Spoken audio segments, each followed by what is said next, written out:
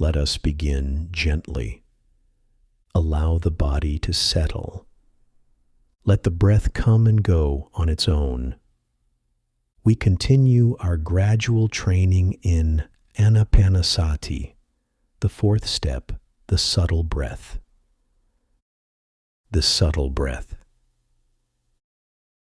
From the very first step of practice, results can be felt.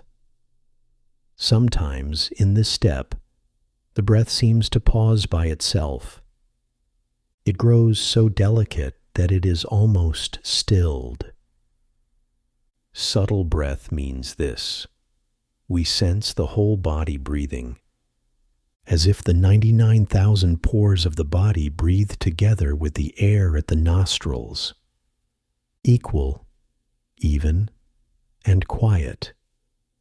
We are not forcing anything. We are only aware, the breath, just as breath. By staying with breathing as breathing, the coarse sensations in the body ease. The body tastes lightness. The heart tastes lightness. This is the subtle breath. 16 bodily sensations. The 4 great elements revealed. As mindfulness deepens, the body begins to change in subtle ways. The 4 great elements, earth, water, fire, and air, each reveal their own nature through feeling and touch. Earth element, heavy, firm, steady, rough. While sitting, a quiet joy appears in the body. You may sense a heaviness like a mountain, solid and unmoving. Steadiness means not swaying, not being disturbed. Firmness means strong and unbroken, not easily crushed. Roughness is like the bark of a tree, tough, protective, difficult to tear apart. These are the qualities of the earth element, water element. Cool, cold, soft, smooth. Its nature is to be cool and refreshing. When in balance with earth, fire, and air, it feels soft and slick, bringing flexibility and flow to the body. Air element, moving, vibrating, light, buoyant. Its essence is movement and motion. When it mixes with the other elements, it shows lightness and buoyancy. The body feels lifted, gently stirred, almost floating. Fire element, warm, hot, rippling, tingling. Its nature is warmth and heat. When combined with the other elements, it can feel like gentle waves or fine tingling through the body. These make up the 16 tactile experiences: earth, heavy, steady, firm, rough; water, cool, cold, soft, smooth; air, moving, vibrating, light, buoyant; fire, warm, hot, rippling, tingling. At the 4th step, when the breath becomes subtle, these sensations may arise naturally. They come one after another, unbroken, flowing continuously. When this happens, the mind is approaching access concentration, the calm just before the first jhana. Access, concentration, the mind near to absorption. This stage is called access concentration. Literally, the mind not yet upon the ground of the first jhana, It is close to absorption, almost touching it. The 5 factors of the first jhana are not yet complete, but the heart is steady, bright, and near. Because of these continuous bodily vibrations and movements, joy begins to arise swiftly and repeatedly within. Through the power of this joy, the mind becomes calm and firmly settled, able to rest in itself to directly experience the quiet fulfillment of concentration. The 5 kinds of joy, pitati. As the mind grows calm and the breath becomes subtle, joy naturally begins to rise. There are 5 kinds of joy. In access concentration, only a small portion of these may appear. When all 5 mature and become complete, the mind enters the first jhana, transcending the realm of sensual desire, abandoning the 5 hindrances, and abiding in joy and happiness born of seclusion. 1. Minor joy, subtle delight in the body. Minor joy is the gentle gladness that spreads quietly through the body, from the crown of the head to the soles of the feet, from inside to outside, and from outside back to within. Every part of the body feels balanced, peaceful, and free from pain. There is no illness, no heaviness, no obstruction anywhere. Because of this light happiness, the whole body seems to breathe in joy. A gentle wave of delight pervades the body, bringing a deep ease and comfort. This is minor joy. It is like coming home after a long day's work, taking a warm bath and feeling the dirt and fatigue wash away. The body is clean. The heart feels refreshed. That simple relief, that pleasant sense of renewal. This is minor joy. It is like the moment when thirst has burned for a long time, and suddenly you drink clear, cool water. The body is moistened, the heart is soothed. Even inner anger or tension seems to melt. It is as though the heart has tasted nectar after a long drought. This, too, is minor joy. 2. Momentary joy, like a flash of lightning. The second is momentary joy. It comes swiftly, like a flash of lightning in the dark night. In that instant of light, everything becomes clear. The heart feels an upsurge of happiness, a sense of, now I see the way. This joy bursts up from the heart again and again, each pulse giving energy and brightness. It may last only a moment, but its clarity breaks through dullness and confusion. For a long time before, the mind may have wandered, lost in habits, fog, or sleepiness.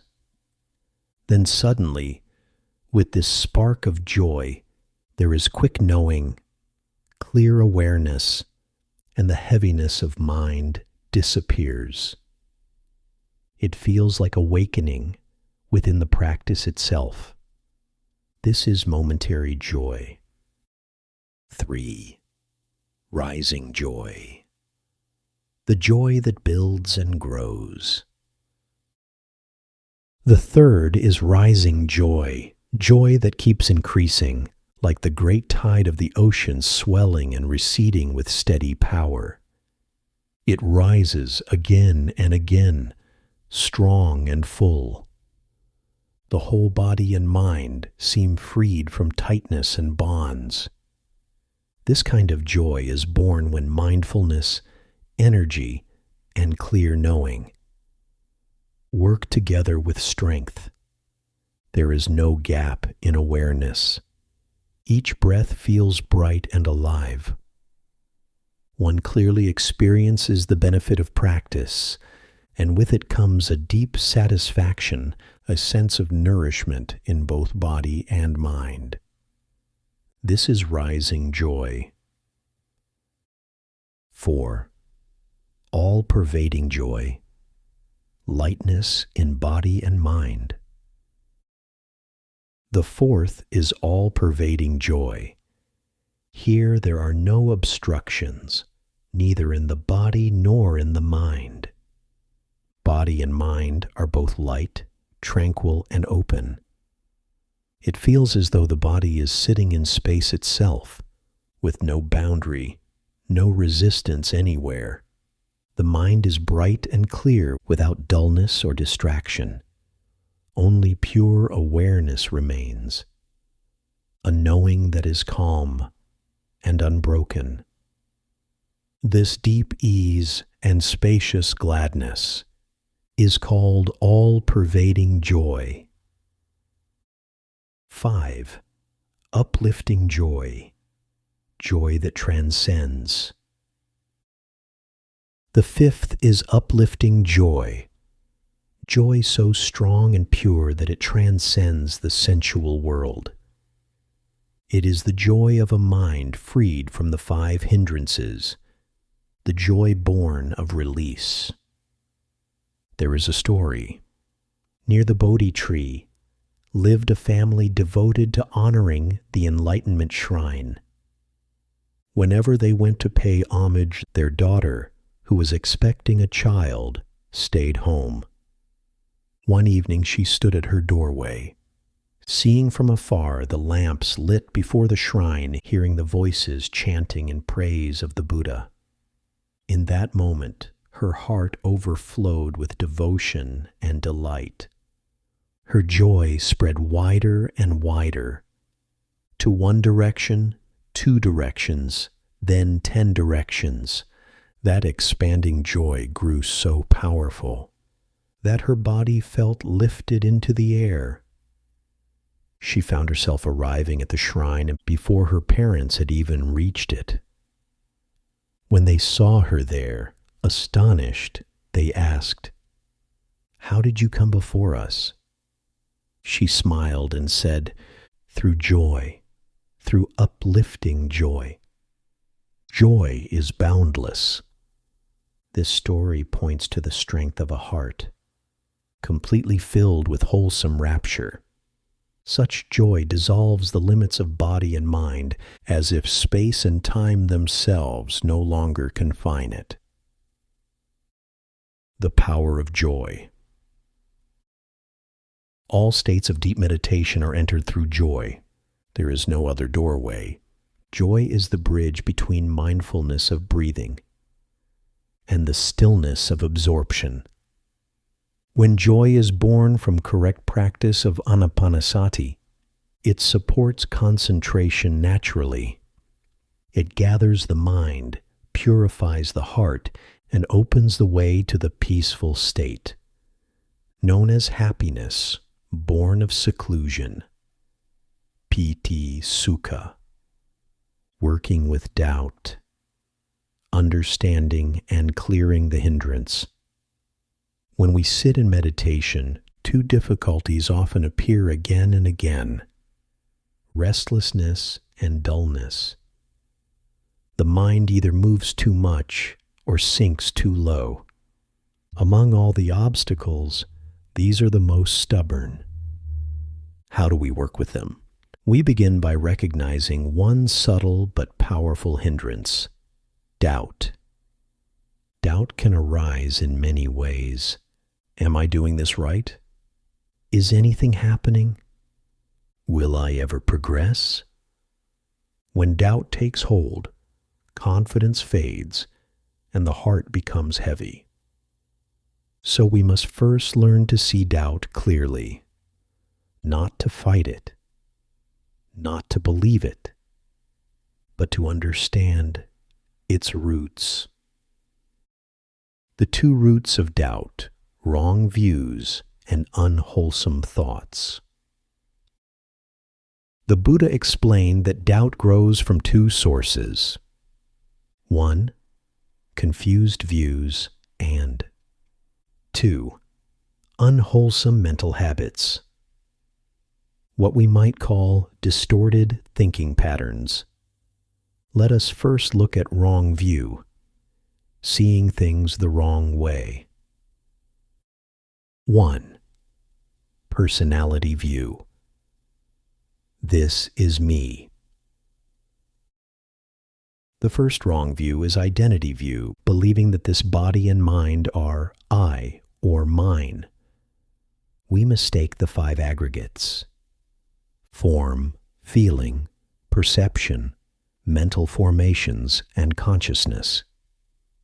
For a permanent self, this is called Sakkaya Ditthi, the view that binds the mind to self-centered delusion. When we believe, I am this body, we cling to pain as my pain, to emotion as my feeling. Seeing this illusion clearly is the beginning of freedom. 2. Wrong view, denying cause and effect. The second is nihilistic or distorted belief. This view denies the truth of cause and result. Not trusting that wholesome actions bring peace and unwholesome actions bring suffering, it lives in extremes, believing only in permanence or only in annihilation, ignoring the middle path. When the heart loses confidence in cause and effect, it also loses direction. 3. Extremist views, lost at either end. The third is the view of extremes, holding tightly to one side or the other. We might believe that happiness must come from indulgence, or that it comes from harsh denial. We might swing between everything exists forever and nothing matters at all. Such extremes cloud the wisdom that sees dependent arising, the natural balance between cause and condition. This too is delusion. 4. Attachment to views, clinging to the wrong idea. The fourth is view clinging, holding on to an opinion because it feels safe or familiar. Even when that idea brings suffering, we defend it, protect it, repeat it. We can spend a lifetime trapped in views that only strengthen pride or fear. This is Ditthi Upadana, the attachment to views. 5. Attachment to rights and rules, mistaking form for freedom. The fifth is attachment to precepts and practices, clinging to rituals or outer behaviors, as if they alone could bring liberation. It is not about moral discipline, but about mistaking forms for truth. Some people, for instance, believe liberation comes through extreme austerity, standing on one leg, fasting endlessly, bathing in rivers, or torturing the body. Others cling to religious identity or symbols. Without cultivating understanding, the Buddha called this Silabhata Paramasa, grasping at the form of virtue, while losing the essence of wisdom. The second root, thought-based delusion. The second root of doubt lies in unwholesome mental habits. These are the emotional patterns that cloud the heart: greed, anger, delusion, pride, and doubt itself. They arise whenever the 6 sense doors are left unguarded. Through repetition, they become habits. Old memories, reflexes, reactions. When the mind is full of such tendencies, it becomes uncertain and heavy. The meditator hesitates, feels weary, and the heart easily sinks into discouragement. This is how doubt covers the mind like fog. How to overcome doubt. The Buddha taught that the remedy for doubt is faith. Not blind belief, but the quiet trust that comes from direct seeing. We strengthen this faith in 3 ways. By listening to true Dhamma, by reflecting with wisdom, and by practicing with confidence. When faith grows, it steadies the mind. Like a lamp in the dark, it shows the way forward. Thus we begin to clear the fog of confusion and walk steadily along the path, supported by trust, guided by wisdom, and held by mindfulness. The 5 ways to balance the practice. When doubt and restlessness fade, the mind begins to steady. But still, balance is delicate. Too much effort brings tension. Too little brings dullness. The Buddha therefore taught us to balance 5 things, 5 practical ways to bring body and mind into harmony. These are called the 5 balancings. 1. Balancing food, taking nourishment as medicine. First, we balance our food. The Buddha said, "Take food not for pleasure, not for pride, not for decoration, but only to sustain the body, to support wholesome living, and to continue the holy life." When we eat as though taking medicine. We know the right time and the right measure. We eat enough to support the body, but not so much that it becomes heavy or dull. Monastics follow precise rules, eating only between dawn and noon.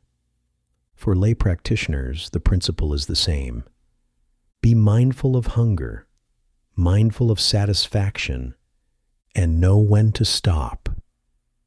If illness arises, the Buddha allowed suitable remedies: medicinal drinks, honey, molasses, or broth. Always taken with awareness and restraint. Food is meant to heal, not to indulge. When we eat with this understanding, the body feels light, the mind stays clear, and meditation deepens easily. This is balancing food. 2. Balancing sleep, resting with mindfulness. The second balance is sleep. Too much sleep brings dullness, too little brings restlessness. Both disturb concentration. The Buddha advised a simple rhythm. During the early night, walk or sit in meditation. In the middle of the night, lie down mindfully to rest. In the last watch of the night, rise again to sit or walk. Rest, but rest with awareness. Even lying down, remain mindful of the body and breath. If you fall asleep, let it be gentle. If you wake, return softly to knowing. There were disciples who practiced great austerity. Some stood or walked continuously for years, never lying down. One monk practiced this for 18 years with unwavering energy until he reached full liberation. Such effort, however, must be supported by wisdom, not pride. For most of us, it is enough to rest just enough. to restore energy without feeding laziness. This is balancing sleep. 3. Balancing the body, cultivating ease and dignity. Third, we balance the body. The body is our temple of practice. It must be cared for wisely. In every posture, standing, walking, sitting, lying down, keep the body upright yet relaxed. If standing, stand evenly on both feet. If walking, let the steps be steady and mindful.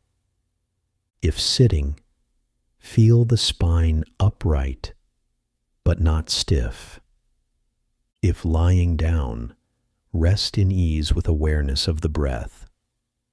Let the body be like a tree, rooted yet flexible. Keep the muscles soft and even let a gentle smile touch the lips, a signal to the body that it may relax and trust.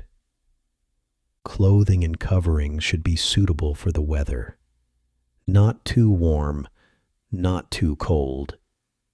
This harmony of the four elements, heat, coolness, solidity, motion, keeps the body a good vessel for the path. This is balancing the body. 4. Balancing the mind, the art of the right antidote. Fourth, we balance the mind. This is called using the right remedy at the right time. When the mind is greedy or filled with craving, apply the meditation on foulness or the reflection on impermanence. When the mind burns with anger or ill will, develop loving kindness. When the mind grows lazy, without energy, reflect on the dependent origination. How birth leads to aging and death. How the wheel of becoming keeps turning. This reflection brings both wisdom and compassion, and it dispels delusion. This is like medicine. We treat the illness with the opposite quality. If greed is the sickness, generosity and renunciation are the cure. If hatred is the sickness, kindness is the cure. If confusion is the sickness, investigation and wisdom are the cure. To balance the mind is to know what medicine to apply. This is balancing the mind. 5. Balancing the breath, the anchor of mindfulness. The fifth balance is balancing the in and out breath, the heart of mindfulness of breathing itself. From the very beginning of practice, we establish awareness at a small point below the nose and above the upper lip.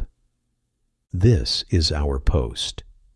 Mindfulness is the rope and the restless mind, jumping from past to future, leaping from thought to thought, is like a monkey. At first, the monkey struggles of pulling against the rope, wanting to run away. But gently, patiently, we bring it back. Again and again, without force.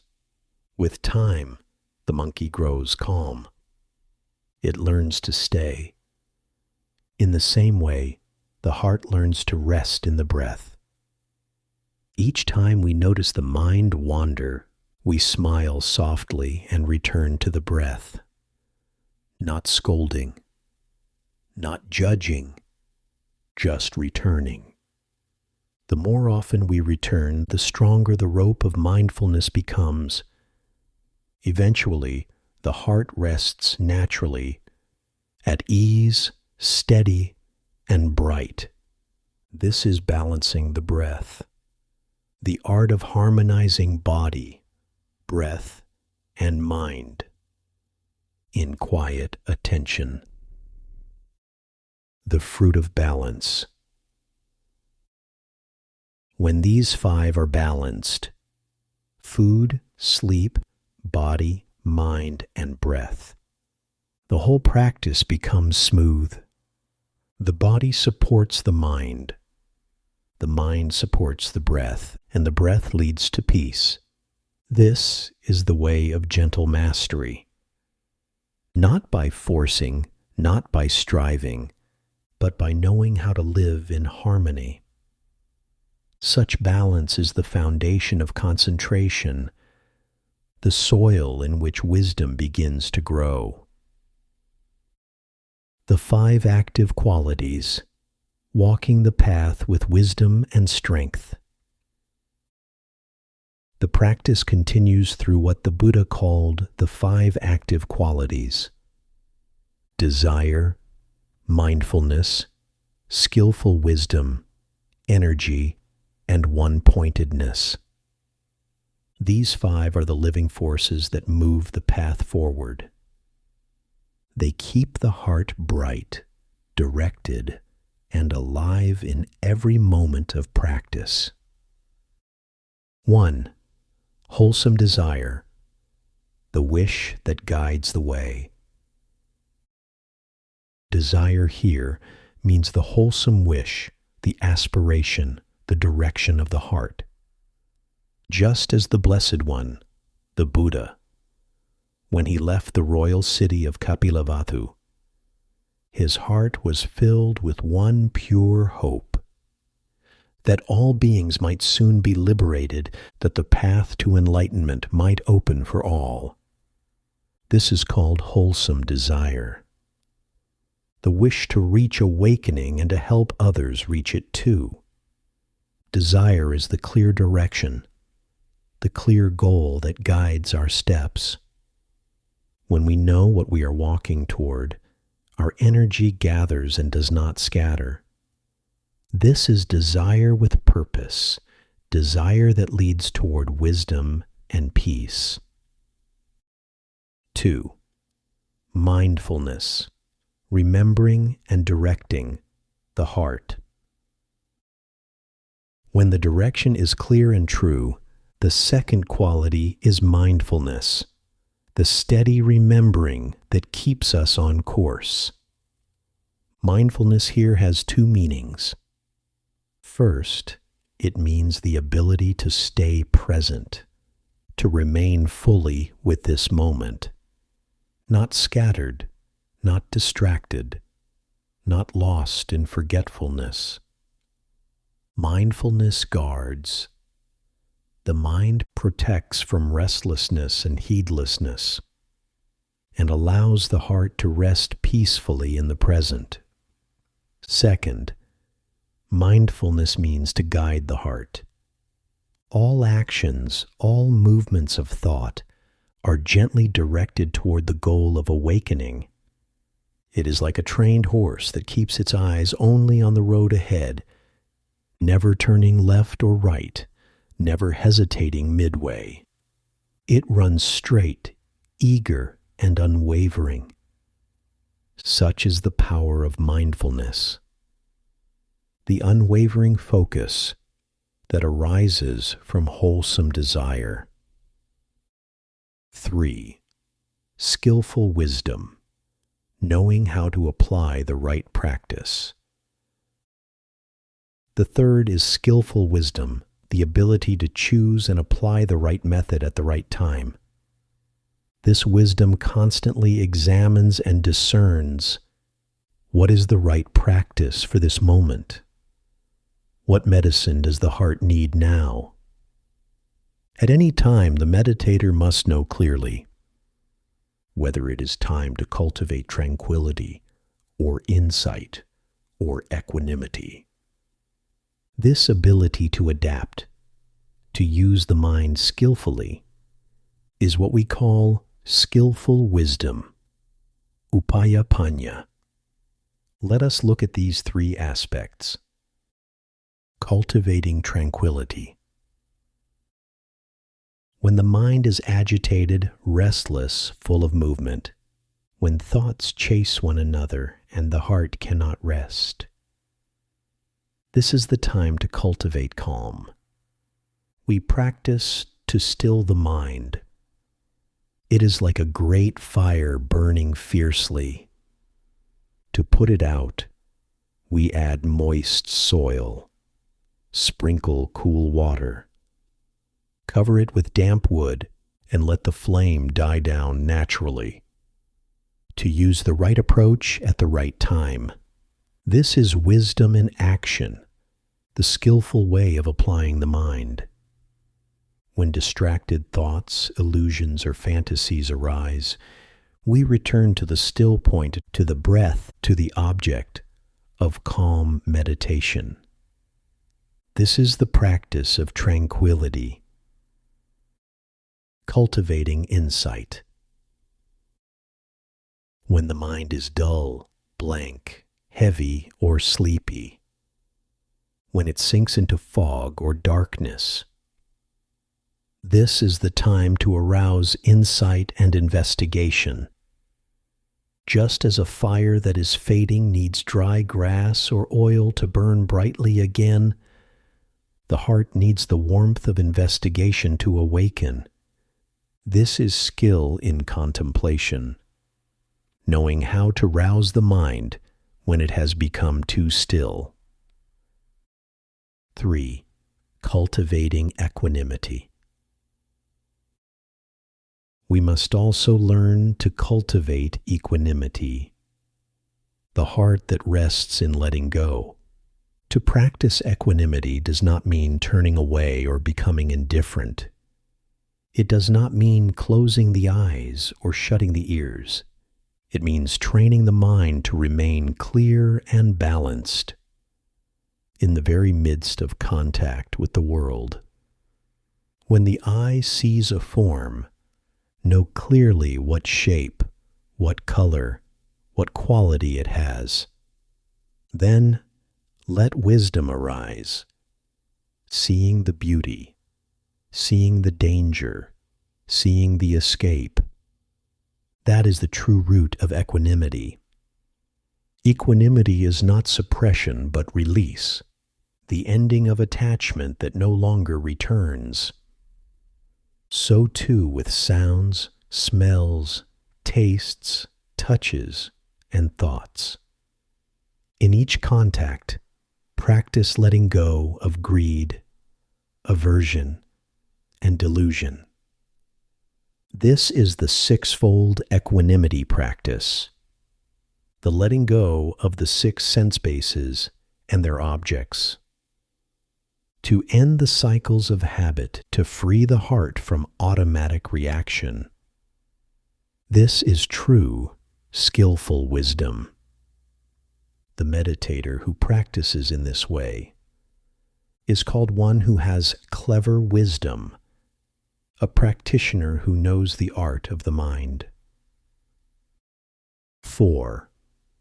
Energy, the 4 right efforts. The 4th is energy or right effort, the continuous, steady energy that neither overstrains nor falls away. It is also called the 4 right efforts or 4 right strivings, Samapadhana. 1 to increase the wholesome already arisen. When wholesome states arise, such as mindfulness, loving kindness, or patience, protect them, strengthen them, and let them grow. What are wholesome states? They are rooted in the 3 trainings: morality, concentration, and wisdom. These are the roots of all goodness. They give rise to the 10 wholesome actions: 3 of body, 4 of speech, and 3 of mind. By body we abstain from killing, stealing, and sexual misconduct.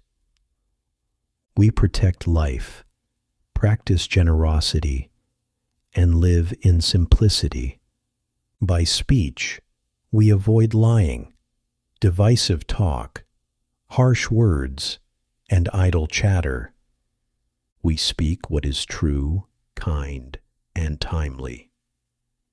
By mind, we purify thoughts, abandoning desire, ill will, and harmful intention. These 10 are the foundation of all good. When they appear, guard them, sustain them, and let them flourish. This is the first of the 4 right efforts. 2. To give rise to wholesome states not yet arisen. When goodness has not yet appeared, we encourage it to arise. We listen to the Dhamma, reflect deeply, and practice steadily with faith and discernment. In this way, we plant and water the seeds of virtue. The water that nourishes these seeds is compassion, karuna. Compassion has 3 phases: the beginning, the middle, and the fruition. At the beginning, compassion is like a seed. It is the first intention, to live and practice for the benefit of beings. In the middle, compassion is like water.